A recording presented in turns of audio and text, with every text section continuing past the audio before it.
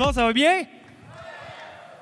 Moi, j'étais un gars un peu hyperactif, OK? Fait que j'aime ça quand ça répond, j'aime ça quand vous êtes avec moi, que vous pouvez applaudir, vous pouvez dire « Let's go, Jasmin », vous pouvez dire « T'es beau », vous pouvez dire plein d'affaires, OK? Moi, pour vrai, j'aime ça, OK? OK, on fait ça un test? 1, 2, 3, go! Merci, guys. Vous êtes beaux aussi. Vous êtes beaux aussi. Alors, pour vrai, je suis vraiment content d'être ici, puis c'est ma première fois que je prêche à Axe, et non dans la vie, tu sais. Je voulais juste préciser, tu sais, mais je suis vraiment content. Puis on a déménagé, on n'a pas vraiment déménagé. Moi et Alexandra, ma femme, on a décidé de joindre Axe 21, ça fait à peu près 2 mois. Et on a tellement aimé cette église-là, on a tellement à cœur de juste travailler avec l'Église ici, se donner pour l'Église ici, puis voir l'Église Axe 21 grandir. Voir l'Église Axe 21 avoir un impact dans la communauté de Sherbrooke et voir l'Église remplie jusqu'au balcon et voir près de 1200 personnes remplies ici. Et j'espère que vous aussi, c'est votre cœur de pouvoir faire ça. Et on est dans une thématique présentement qui s'appelle « Rebâtir le Québec ». Et c'est une belle thématique et à date, c'est incroyable tous les messages qu'on a eus. Et moi, mon sujet de ce matin que je veux vous apporter, c'est pour rebâtir le Québec, il faut répondre à l'appel. Pour rebâtir le Québec, il faut répondre à l'appel. Et juste vous dire, si tu es nouveau nouvelle ce matin, et si c'est la première fois que tu viens ici, nous, à Axe 21, on croit à la Bible. On croit à la puissance de la Bible et on croit que Dieu a inspiré chacun des auteurs de la Bible à nous transmettre un message qui a été valable il y a des milliers d'années, mais qui l'est encore pour nous aujourd'hui. Et à chaque dimanche, notre but, c'est de se baser sur ce livre-là afin que Dieu nous parle et qu'on puisse recevoir sa parole. Donc, c'est pourquoi aujourd'hui, moi, je vais prendre des textes dans la Bible afin vraiment que Dieu nous parle ce matin. Donc, si vous avez votre Bible, vous pouvez tourner avec moi dans le livre de Néhémie parce qu'on se base sur le livre de Néhémie pour cette thématique-là de rebâtir le Québec. Et si tu dis, ben moi, Jasmin, c'est pas de Bible, c'est correct.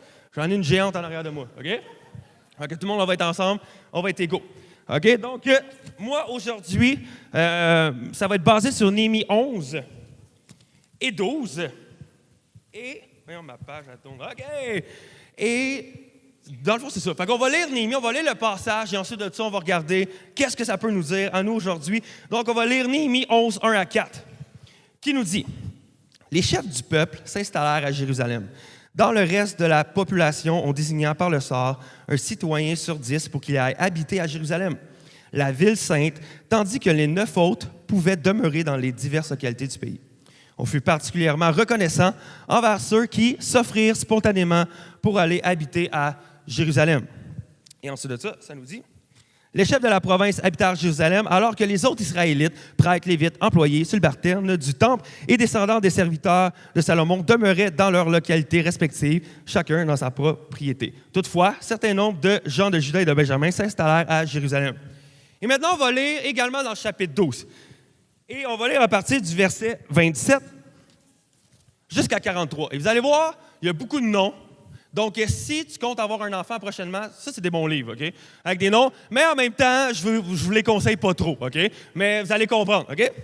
On y va. À partir du verset 27, ça nous dit « Lorsqu'on eut fini de rebâtir la muraille de Jérusalem, on fit venir les Lévites de tous les endroits où ils habitaient pour célébrer à Jérusalem une joyeuse fête de dédicace, avec des chants de louanges accompagnés par des cymbales, des harpes et des lyres et des drums et des guitares électriques et des chanteuses exceptionnelles. Les membres des chorales se rassemblèrent. Ils venaient des hameaux qu'ils s'étaient construits dans les environs de Jérusalem ou près de Netopha, ainsi que de Beth-Gilgal, de la région de Géba à Dazmavet. Les prêtres et les Lévites se purifièrent. Ils invitèrent tout le peuple à se purifier aussi, puis ils accomplirent la purification des portes et des murailles de la ville.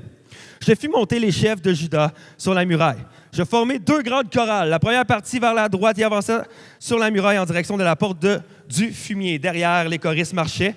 Oshaya et la moitié des chefs de Juda, puis Azaria, Ezra, Mishulam, Yehuda, Benjamin, Shemaya, Irmaya. Ensuite, venaient les prêtres porteurs de trompettes, Zacharie, descendant d'Asaph par Zacho, Micaya, Matania, Shemaya et Jonathan. T'sais, Jonathan, il est moins épais, lui. Il est comme pas pire.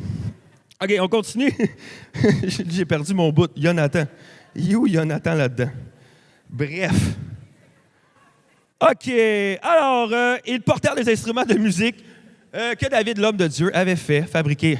Esdras, le spécialiste de la loi, était à la tête de ce groupe. Arrivés à la porte de la source, ils se trouvèrent devant la montée de la cité de David. Ils la gravirent sur le mur même d'où il dormait, où il donnait le palais de David. Désolé. Puis ils continuèrent jusqu'à la porte des eaux, sur le côté oriental de la ville. OK, d'où on approche, OK? La seconde chorale partit vers la gauche. Je la suivis sur la muraille, accompagnée de l'autre moitié de la foule. Nous sommes passés près de la tour des fourneaux, puis par l'endroit où la muraille s'élargit. Nous avons continué au-dessus de la terre d'Éphraïm, de la porte de Yeshana et de la porte des poissons, après la tour de Hananiel et les tours de sang.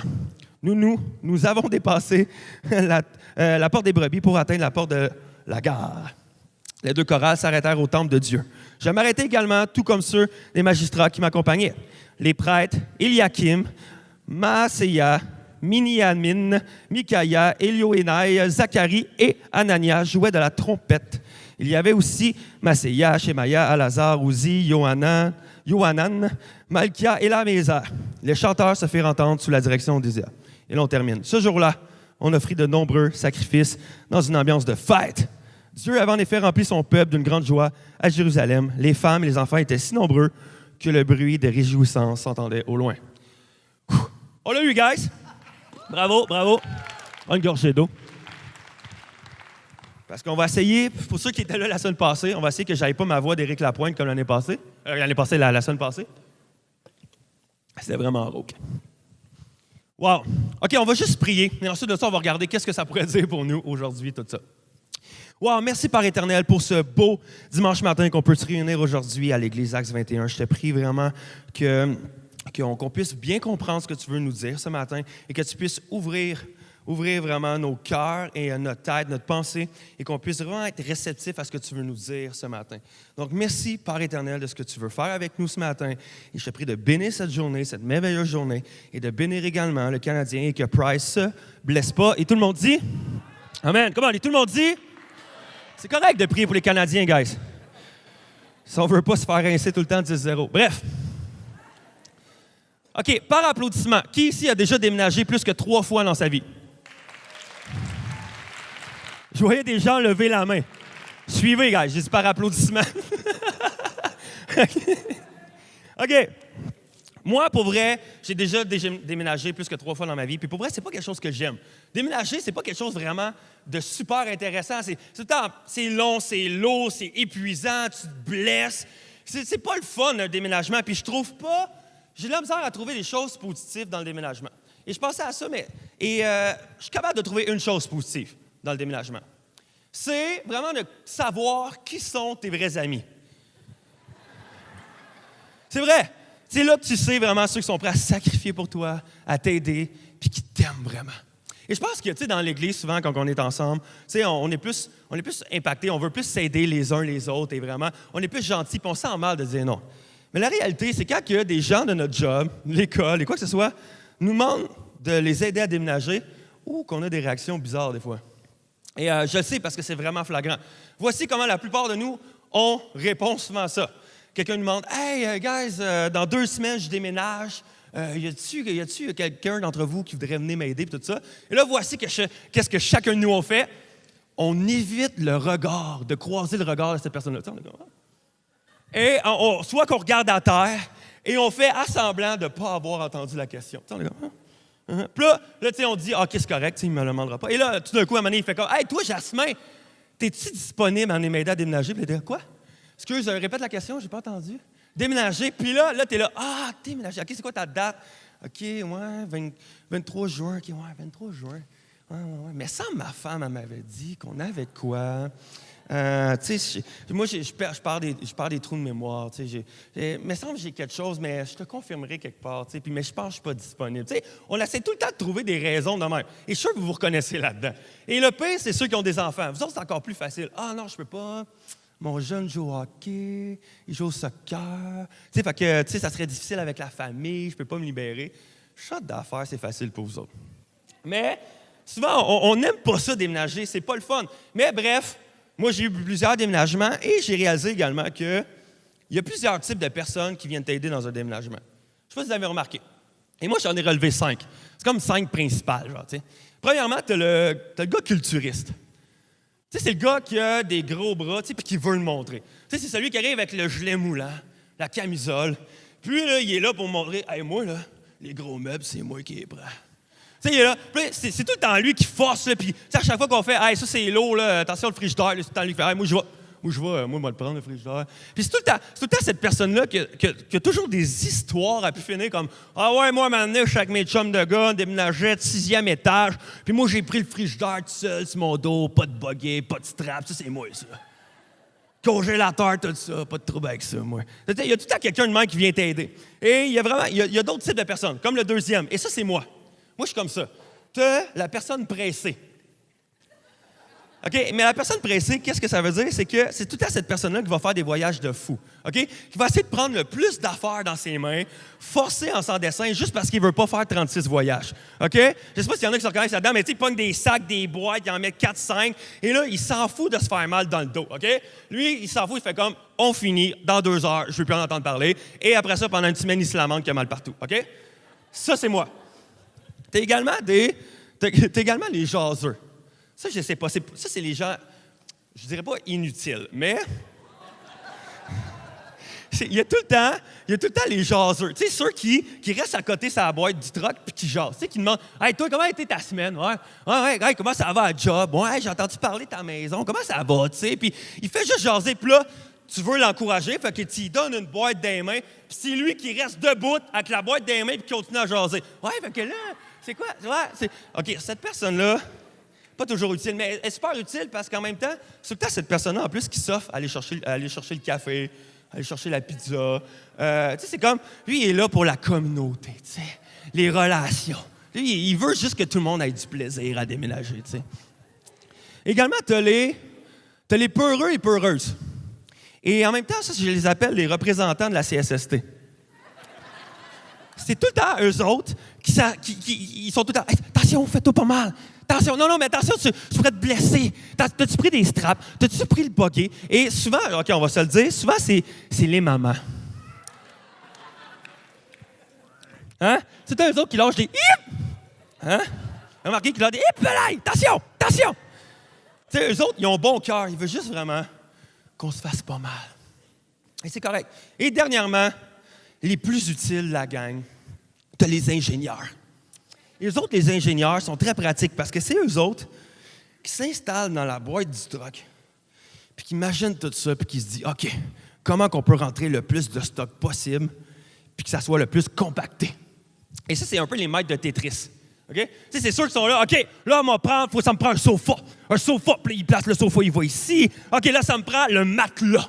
Le matelas, OK, il va là. OK, là, attends un peu. Ça reste à terre, Là, on m'amène des chaises. Et là, c'est lui qui dirige la patente, OK? L'ingénieur est très utile. Et moi, je ne suis pas un bon ingénieur. Moi, je suis un garocheur, OK? Moi, je suis là. Moi, ça se compacte pas bien. Tout ça pour dire que les déménagements, c'est des grands moments dans une vie. Les déménagements, c'est tout le temps un moment vraiment comme très grand dans une vie. Vraiment, même des fois, ça peut être même émotif. Et à l'instant qu'on a lu, en fait, le chapitre 11 de Néhémie, ça nous parle d'un déménagement. Ça nous parle des gens qui vont déménager dans la ville de Jérusalem. Et c'est vraiment un moment également très grand pour ce peuple-là, un moment très important également pour eux et très émotif. Et pour mettre un peu en contexte, on a regardé dans les dernières semaines Néhémie. Néhémie qui était un serviteur du roi perse dans ce temps-là. Et c'était un de ses serviteurs et lui, il était juif. Et à un moment donné, il a eu à cœur, il a entendu parler que la muraille de Jérusalem était complètement détruite et que la ville aussi était complètement presque morte. Et à un moment donné, c'est venu se chercher dans son cœur. Il est devenu très émotif. C'est venu le chercher, il a fait « Je veux rebâtir la muraille de Jérusalem. » Donc, il demande à son roi, il fait « Mon roi, me laisserais-tu partir, moi et mon peuple, afin qu'on puisse aller rebâtir Jérusalem? » Et par la grâce de Dieu, le roi l'a laissé partir. Et ça, c'est vraiment important. Donc, il s'en va, et ça faisait plus de 150 ans que la muraille était détruite. Et eux, avec son peuple, et Néhémie, qui avait tout fait un plan vraiment important et tout ça, a réussi en 52 jours à rebâtir la muraille autour de Jérusalem. 52 jours, c'est vraiment un grand exploit. Et donc, ceci nous mène à notre histoire. Nous mène à notre histoire que l'autel, les fondements, le temple et la muraille de Jérusalem ont été complètement rebâtis. Et ça nous dit, par exemple, dans Néhémie, Et ça nous dit au chapitre 7, au verset 4. Et le chapitre 7 est complètement lié également au chapitre 11 qu'on a lu. Donc, ça nous dit, bien que la ville de Jérusalem s'étendît sur une vaste surface, la population était peu nombreuse et certaines maisons n'avaient pas encore été rebâties. Donc, c'était comme un peu comme un désert. Il y avait quelques maisons, mais c'était presque désert. Il n'y avait presque plus personne qui habitait là. Et la question qu'on peut se poser maintenant, c'est que est-ce que Néhémie avait mis autant d'efforts, et le peuple également avait mis autant d'efforts à bâtir la muraille de Jérusalem pour que la ville de Jérusalem reste vide?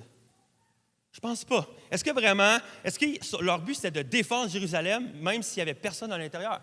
Non, ça prenait des gens à l'intérieur de la ville. Il fallait rebâtir la ville. Et à ce moment-là, ça nous dit au verset 1 et 2 du chapitre 11 de Néhémie, ça nous dit, « Il désigna au sort un citoyen sur 10 pour aller s'installer à Jérusalem. » Et ça nous dit également qu'eux, il fut très reconnaissant envers ceux qui se sont portés volontaires pour y aller. Donc, parmi ceux qui s'installaient à Jérusalem, il y avait ceux qui avaient été jetés au sort et qui ont dit, toi, c'est toi qui y vas, et ceux qui se portaient volontaires. Mais voici ce que j'aime énormément du peuple juif dans ce temps-là. C'est qu'eux, ils tiraient au sort. Mais la réalité, c'est qu'ils ne croyaient pas au hasard. Le peuple juif ne croyait pas au hasard. Pour eux, le hasard était attribué à Dieu. Le hasard était attribué à Dieu. Donc, pour eux, c'est une manière de dire, si on tire au sort, c'est que c'est Dieu qui va choisir et qui va envoyer ces personnes-là. Donc, ça nous met juste dans une position que ce n'est pas nous qui choisissons, mais c'est Dieu qui choisit.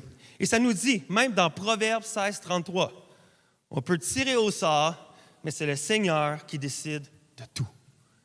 C'est le Seigneur qui décide de tout. Et cette pensée-là était complètement ancrée dans la mentalité du peuple juif. Et j'aimerais vous dire ce matin que je pense que c'est pour nous également. Il n'y a pas d'hasard avec Dieu. Il n'y a pas d'hasard avec Dieu. Dieu savait qu'il voulait rebâtir la muraille. Dieu savait qui il voulait envoyer pour rebâtir la muraille. Dieu avait un plan pour Néhémie. Dieu avait un plan pour le peuple pour Jérusalem. Il y avait un plan pour les gens qui allaient s'installer à Jérusalem. Tout était prévu. Il n'y avait pas de hasard. Et j'aimerais vous dire quelque chose ce matin également. C'est pas un hasard que tu sois ici ce matin. C'est pas un hasard que tu sois ici ce matin. C'est pas un hasard l'endroit où tu travailles. C'est pas un hasard dans la famille dans laquelle que tu es né. C'est pas un hasard vraiment à quelle école que tu vas. C'est pas un hasard. Et j'aimerais même aller encore plus loin. C'est pas un hasard que tu sois né. OK? Pour vrai. Parce que des fois, on pense juste que c'est le résultat de nos parents qui se sont aimés un soir. OK? Mais l'affaire, c'est que Dieu avait déjà prévu qu'on vienne. Dieu nous connaissait déjà, il savait, il avait déjà un plan pour nous. Et des fois, peut-être que vous êtes ici ce matin. On vous a peut-être dit que vous étiez une surprise. On vous a peut-être dit même que vous n'étiez pas voulu. On vous a peut-être même dit que pour vrai, avoir su, ce serait mieux que vous ne soyez pas nés. Et plein de choses comme ça. Mais juste pour dire, pour Dieu, il vous a prévu. Pour Dieu, il t'aime. Et il y a un plan pour toi. Et c'est pas pour rien pourquoi tu es né. Et c'est pas pour rien pourquoi tu es ici ce matin. Et c'est pas pour rien que Dieu veut faire quelque chose avec toi. Est-ce que vraiment vous êtes d'accord avec moi ce matin? Come on!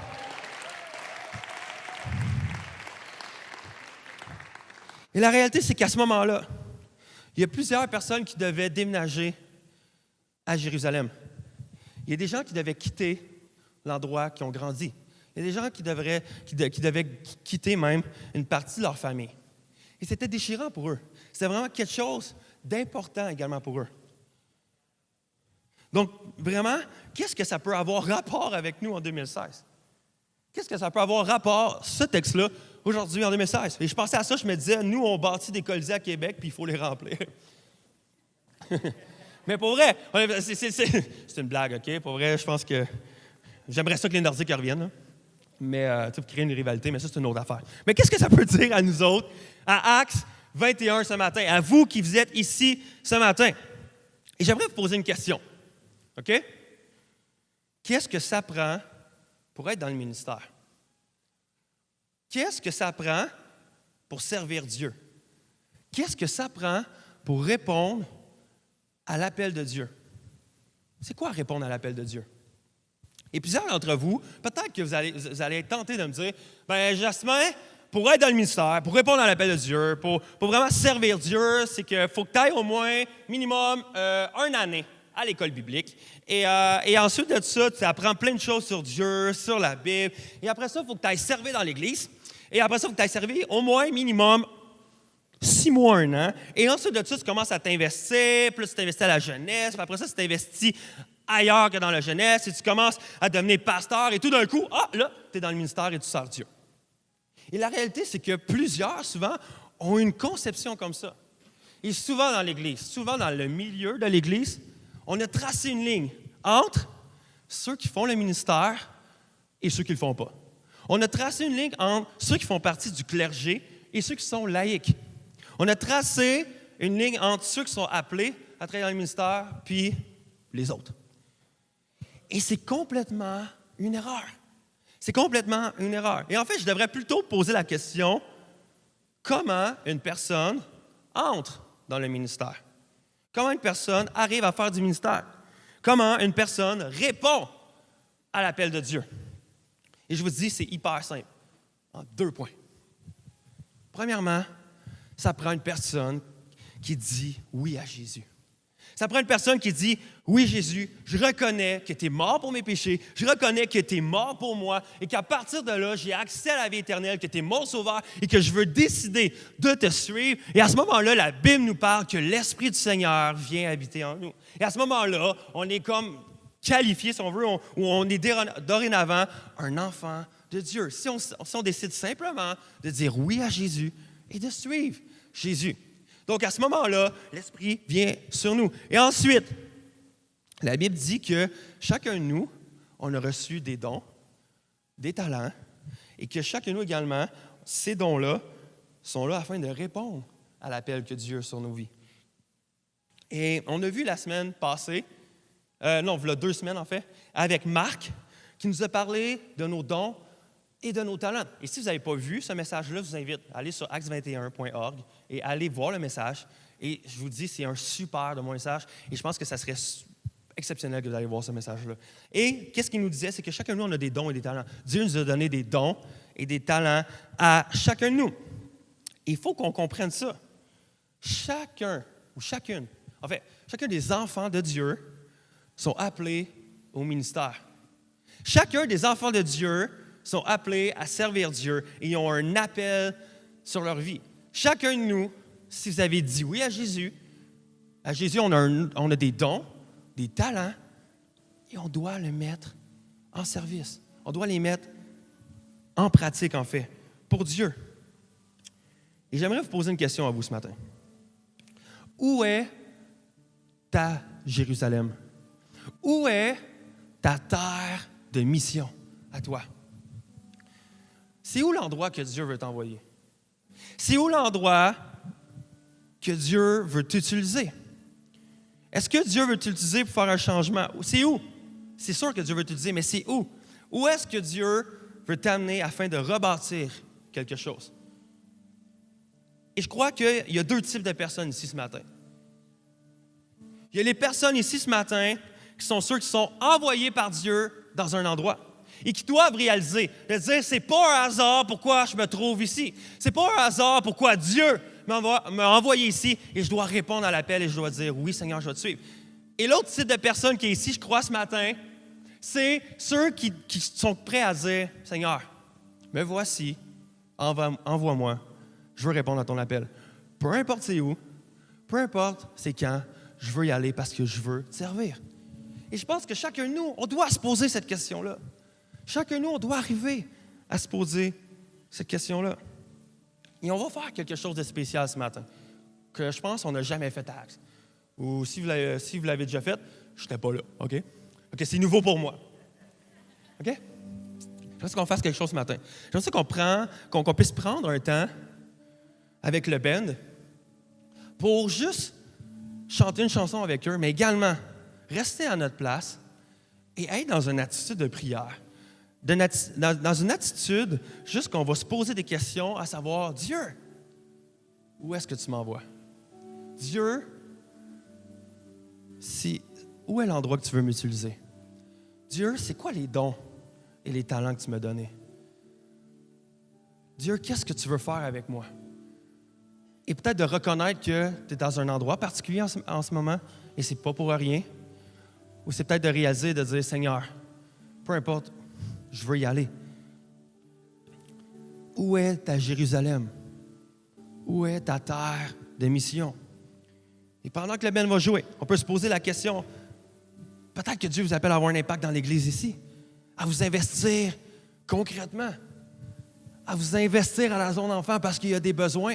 Et dire, Seigneur, c'est là qu'il y a des besoins, je vais y aller. C'est peut-être de dire, OK, Seigneur, est-ce que tu m'envoies à mon travail? Est-ce que tu m'envoies à mon école? Est-ce que tu m'appelles à rebâtir quelque chose dans mon couple? Est-ce que tu m'appelles vraiment à rebâtir quelque chose à mon école? Est-ce que vraiment tu m'envoies dans un voyage missionnaire comme qu'on a vu ce matin? Seigneur, où est-ce que tu m'envoies? Quels sont les dons et talents que tu m'as donnés? Et je veux juste qu'on prenne un temps ce matin. Juste un temps. 5 minutes à peu près. Juste le temps d'un chant. Et juste qu'on puisse être dans cette attitude-là. Commencez à demander à Dieu, Dieu, c'est quoi? C'est quoi tu veux faire avec moi? Qu'est-ce que tu veux? Et si vous dites, je ne suis pas trop à l'aise, Jasmin, je ne comprends pas trop. OK, c'est correct. Regarde les chants, regarde les chanteurs, chanteuses, regarde les musiciens, regarde les paroles et dis les paroles. Recherche qu'est-ce que ça veut dire, ce chant-là. Mais je veux qu'on s'abandonne à Dieu. Juste pendant un court instant, qu'on puisse s'abandonner et rechercher Dieu. Donc, je laisse avec le Ben et je reviens dans 5 minutes. Et pendant un petit court moment comme ça, voici ce qu'on vient de faire. On vient tout simplement de rechercher l'appel de Dieu sur notre vie. Qu'est-ce que Dieu veut faire avec nous? Et chacun de nous a reçu un appel sur notre vie. Chacun de nous, toi en haut, toi ici de ce côté, toi en avant, moi j'ai reçu un appel. Les musiciens ont reçu un appel différent. Chacun de nous, on a un appel différent. Et l'affaire, c'est que la réalité, c'est qu'on peut recevoir des appels, on peut recevoir un appel et ne pas répondre à l'appel. On peut avoir même un téléphone, par exemple. Et je peux être tellement content de recevoir des appels. Je peux arriver et faire « Hey, mon téléphone il sonne, j'ai un appel, c'est malade. Hey, aujourd'hui, j'ai reçu 3 appels. C'est malade, hein? » Puis là, quelqu'un me fait « Ben là, Jasmin, OK, c'est cool, mais qu'est-ce qu'il voulait, l'appel? » « Non, mais je sais pas, mais j'ai reçu 3 appels. J'ai pas répondu, j'ai rien fait, mais c'est malade, j'ai reçu 3 appels. Wow! La réalité, c'est que qu'un appel sans réponse, ça vaut rien. Parce qu'avec Dieu, on n'a pas de boîte vocale. On n'a pas de boîte vocale, c'est comme Dieu, laisse un message, je te reviens plus tard. Non. On doit répondre à l'appel. Et nous sommes appelés à répondre à l'appel de Dieu sur notre vie. Ouais, vous avez le droit.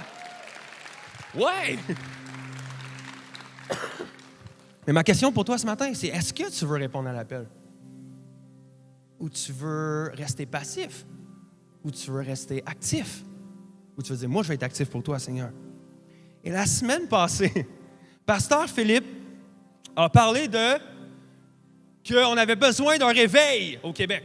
Et pour rebâtir le Québec, ça prend un réveil. Un autre super bon message.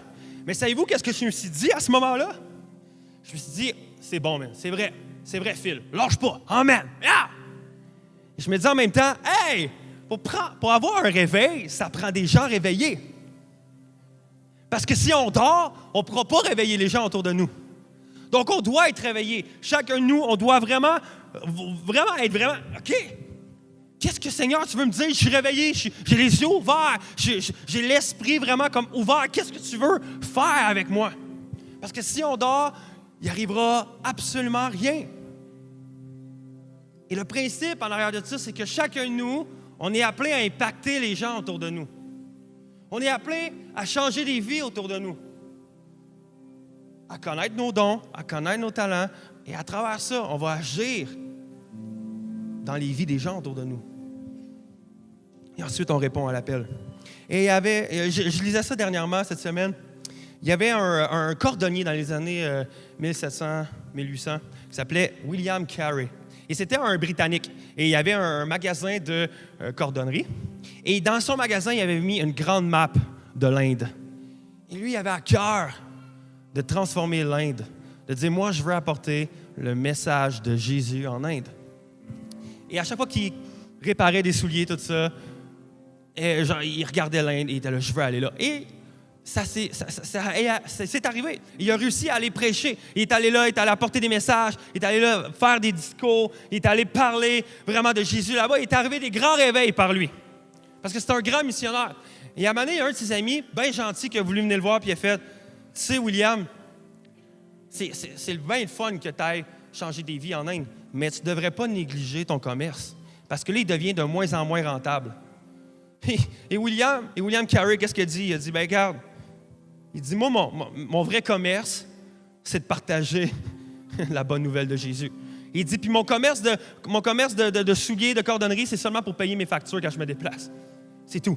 Et chacun de nous, on devrait avoir cette mentalité-là. Chaque chrétien, on devrait avoir cette mentalité-là de dire, mon appel premier, c'est de partager la bonne nouvelle de Jésus. Et c'est pas juste partager Jésus, c'est de partager la bonne nouvelle de Jésus. Et chacun de nous, on devrait faire ça. Ça devrait être dans notre mentalité. Et également, l'autre jour, je parlais avec un pasteur, et il me parlait que, c'est un de mes amis, il avait mon âge, il me dit, mon père est pasteur, et lorsque j'ai annoncé à mon père, pas mon père à moi, mais c'est mon ami qui me disait ça, okay? Comprends? Il disait, papa, je veux devenir pasteur. Et son père, il a répondu, il dit, je vais te donner un conseil. Je vais te donner un seul conseil. Sois proche de Jésus et sois proche des gens et rassemble les deux. Et c'est notre devoir, chacun de nous. Chacun de nous, on doit être vraiment proche de Jésus, vraiment proche de Dieu et également vraiment proche des gens autour de nous. Et ensuite, vouloir seulement réconcilier les deux ensemble. Et c'est ça le plan sur nos vies. Yeah! Yeah! Et voici ce que j'aime, OK? Et ça continue au chapitre 12, quand on a lu tantôt. Et au verset 27, ça dit, « Lorsqu'on eut fini de rebâtir la muraille de Jérusalem, on fit venir les Lévites. » Et les Lévites, dans ce temps-là, c'est le band de louanges. OK? Donc, j'ai perdu ma page. OK. OK, ça dit, on fait venir les Lévites, le band de louanges. Et, oui, c'est ça, de tous les endroits où ils habitaient pour célébrer à Jérusalem une joyeuse fête de dédicace.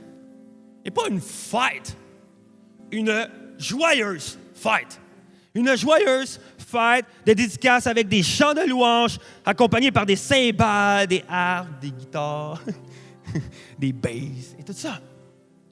Et dans ce temps-là, dans l'Ancien Testament, c'était vraiment commun que lorsque le peuple recevait un appel important ou lorsque le peuple de Dieu s'apprêtait à faire quelque chose d'important pour Dieu, il faisait une fête. Il faisait une fête en l'honneur de Dieu. Il faisait une fête pour louer et adorer Dieu.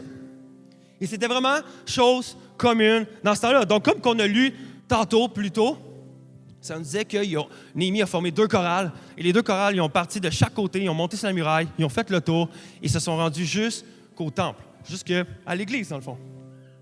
Mais j'aimerais attirer votre attention sur quelque chose ce matin. Je ne sais pas si vous avez réalisé quand vous l'avez lu, mais moi, ça m'a sauté dans la figure.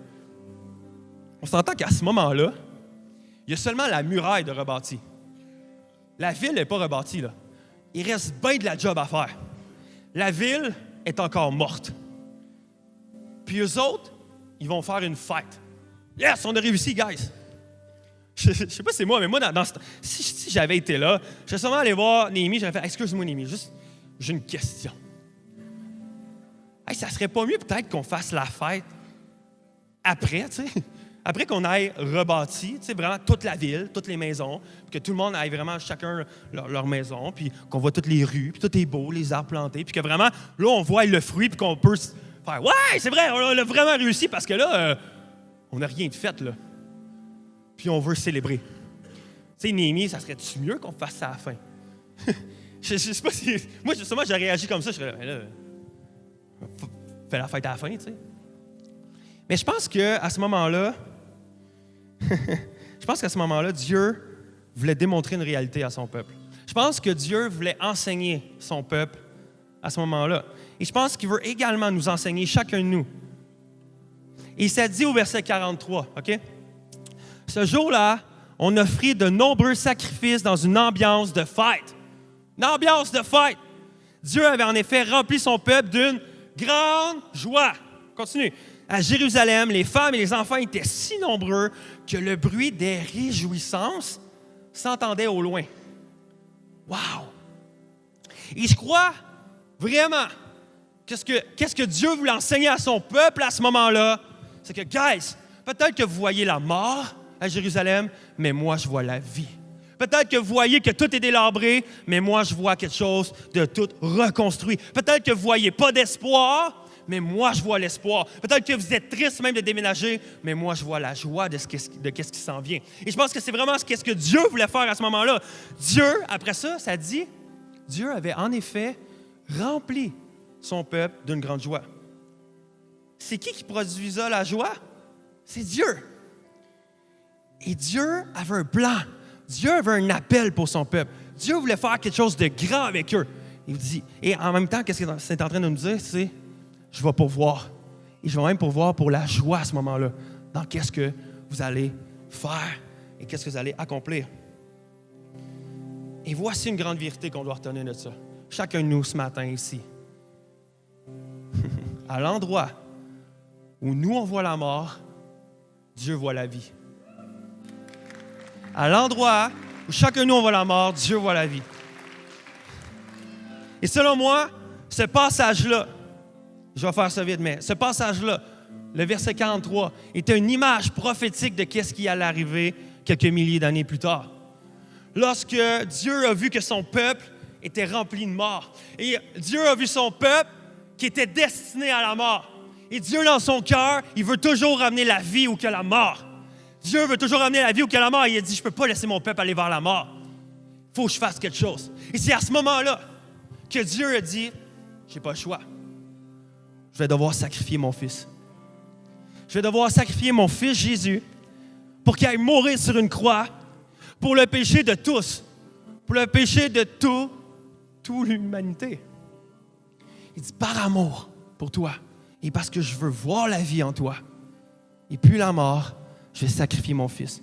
Et c'est ça ce que Dieu a fait pour chacun de nous.